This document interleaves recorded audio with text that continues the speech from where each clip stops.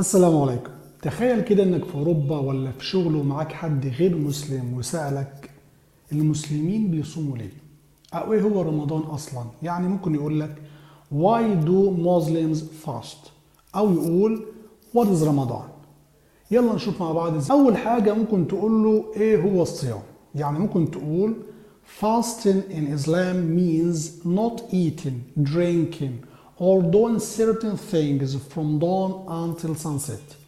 It is an important act of worship during the month of Ramadan.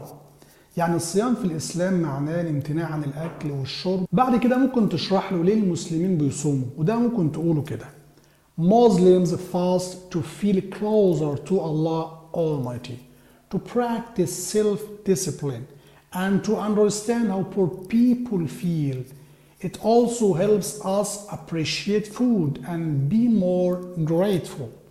يعني المسلمين بيصوموا عشان يقربوا من ربنا، يتعلموا ضبط النفس، يحسوا بمعاناة الفقراء، وكمان الصيام بيساعدنا نقدر نعمة الأكل ونكون أكتر شكر ليها. كمان مهم توضح إن رمضان مش بس صيام عن الأكل والشرب، لا، ممكن تقول Ramadan is not just about fasting from food and drinks. It's also about being kind, avoiding bad habits and helping others. يعني رمضان مش بس الصيام عن الأكل والشرب، لا لا لا، ده كمان نكون طيبين، نبتعد عن العادات الوحشة السيئة، وكمان إننا نساعد الآخرين. ولو عايز تزود حاجة تخليه يحس بروح رمضان ممكن تقول له At the end of Ramadan we celebrate a big festival called عيد الفطر.